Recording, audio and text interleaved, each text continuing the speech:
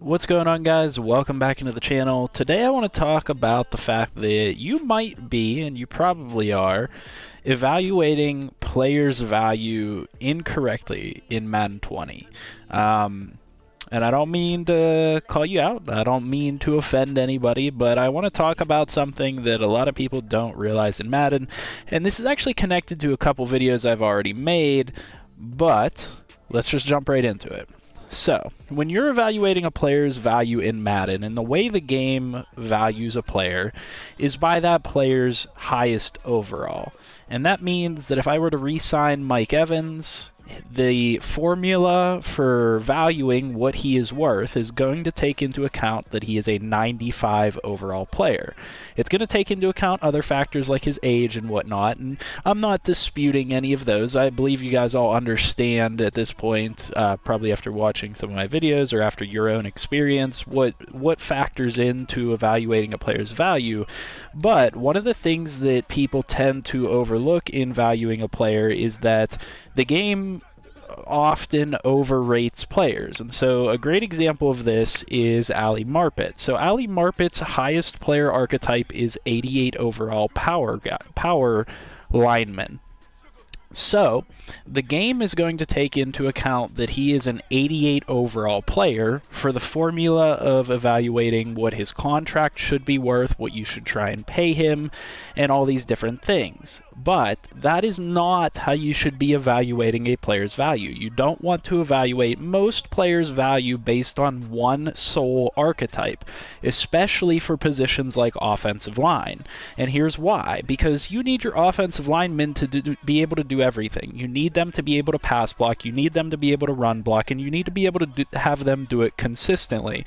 And it's very similar to other positions. It's similar with cornerbacks. If you like to run a combination of man and zone, you don't want to simply evaluate them based off of one archetype or the other. What you need to do if you want to evaluate a player's value appropriately and figure out what they're worth to you, what they're worth in a trade, and what they're worth in terms of re-signing them, is you need to take the average of their different archetypes. So a great example is Ali Marpet here. So a lot of people would say, oh man, he's an 88 overall, he's worth all this money, and he's worth all these different things. But in my mind, I'm evaluating this player and I'm saying, okay, he's in between an 88 and an 84. He's about an 86 overall. That is what his true value is to me.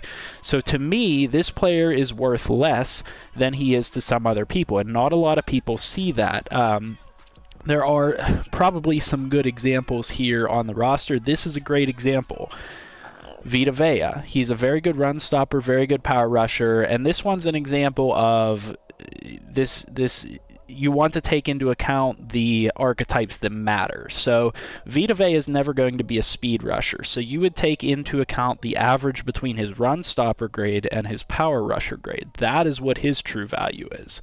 Then we go ahead and we can look at some other players on the roster. So O.J. Howard is the perfect example that I'm looking for. So he's an 86 vertical threat, an 86 possession threat, but only a 76 blocking tight end. Now, if you're like most people, you need your tight ends to be able to both receive the ball and run routes and also block for you.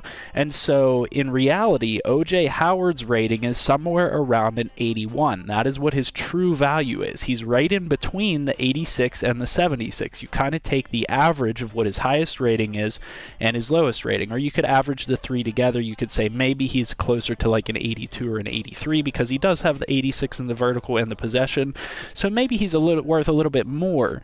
But in evaluating what a player is actually worth, you really need to consider the average between all of their player archetypes. Don't just take into account the highest overall archetype, because I see it all the time where people will get a player that's only good in one specific archetype. This happens with offensive linemen a lot. There are people that get offensive linemen like this guy that is a really good power lineman. He's an 85 overall, and they say, okay, well, he's an 85 overall, that's what he's worth. That's what he's worth in a trade. That's what he's worth to everybody else.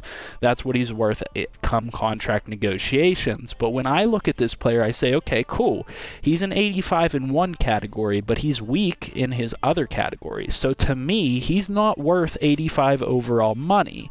Now, he might be important enough to my team that I would pay him as an 85 overall because that's what the formula is going to say he's worth, and that's basically what I'm going to have to pay him as. But whenever I'm doing a trade, if I were to trade for this guy, I would be hard-pressed to give up an 85 overalls worth of return in a trade for him. I would be trading for somewhere around an 80 overall player, an 81 overall player, because that's the average of his archetypes. So you really want to consider the combination of their archetypes whenever you're considering their true value in Madden 20. A lot of people go just off that top overall, and you guys can see where that fails. Whenever you look at their ratings, whenever a guy has weak ratings in certain categories, they're going to be ineffective. You know, this guy only has 80 pass block. He's only got 76 run block finesse. He's not the greatest in terms of an overall lineman, and a lot of people will look at him and say, oh, he's a really good lineman because he's really good in that one area, and so that registers as his overall, but that's simply not the truth. You need to start taking the average value of their archetypes into account for certain positions. Now, there are certain positions where that's not going to be the case. You know, if you look at a quarterback, the value of that quarterback is going to be their highest archetype. You know, Sidney Hoskins as a quarterback, he's an 84 overall. He's a true 84 overall. Average between all of those archetypes isn't a fair way to evaluate a quarterback, for example, because there are some quarterbacks that are just never going to be a scrambler or an improviser. Sidney Hoskins is more of a pocket type of quarterback, and so a fair evaluation of him would be probably a combination between strong arm and field general. So Sidney Hoskins I would rate at a true value of somewhere around an 83 overall, a combination between the 84 for strong arm and an 82 for field general. So keep in mind when you're evaluating players and you're evaluating what you should be giving up to trade for a player or something like that, don't look past their stats, especially their low archetype stats, because I'll see people all the time that'll trade for a player like I identified this lineman earlier. They'll say, okay, this is an 85 overall lineman, this is a huge upgrade for me, but then all of their other stats suck, and so maybe, yeah, they're a really good pass blocker, for example, but then they can't run block. Like, let's say they have 85 plus in all their pass blocking categories, but they have like 60 in their run blocking categories. That can be hidden by the fact that their overall is the highest rated archetype, and that's a problem. That is problematic. And Madden EA, if you guys are listening, you guys need to take into account that a player's true value isn't just their highest overall archetype, because you can't just pinhole a guy into one category. Like, yeah, sure, he's an 85 overall power blocker, but he's not a good pass blocker. He's not a good agile blocker, and therefore he's not a true 85 overall. He's a combination of those traits. And so whenever Madden introduced archetypes, they got away from the fact that a player's true overall was a combination of most of their stats, and so now a player's overall is often inflated because they're really good in one category and not good in another. And I try to shy away from that in my team, but it's not always possible, and so there are certain ratings that are inflated on certain players that they're not good in other categories. Like a great example of this would be Tremont Smith on my team. Tremont Smith is a great safety in terms of coverage. He's got good zone, good hybrid, but he's really weak in the run support category, and you kind of need your safeties to be able to tackle, to be able to come up and help you out in the run game.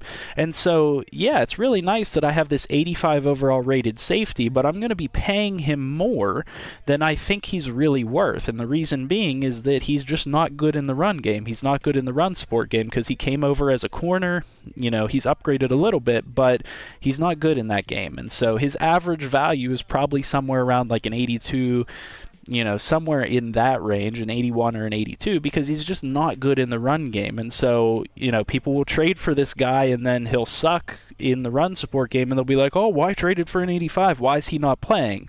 Well, you didn't pay attention to what his true value was. You didn't average out those archetypes. So, you know, pretty straightforward, pretty quick video here for you today, guys. I know that some people probably already know this type of idea, but, you know, I've been talking with some people recently that weren't aware of this idea, and it is really important to know that the true value of a player used to be the average of their stats, and nowadays it is not. It's just their best archetype, which is kind of an incorrect way to evaluate what their actual value is. So hopefully this helps you guys out in evaluating your players moving forward. Hopefully this saves you some trouble when you're trading for players. You don't pay too much for a player or something like that, and it helps you build your teams better. So if this does help you guys out in some way, if you do like the video, if you want to keep supporting the channel, make sure to leave a like on the video, comment down below what you guys would like to see next, and subscribe to the channel if you're new here.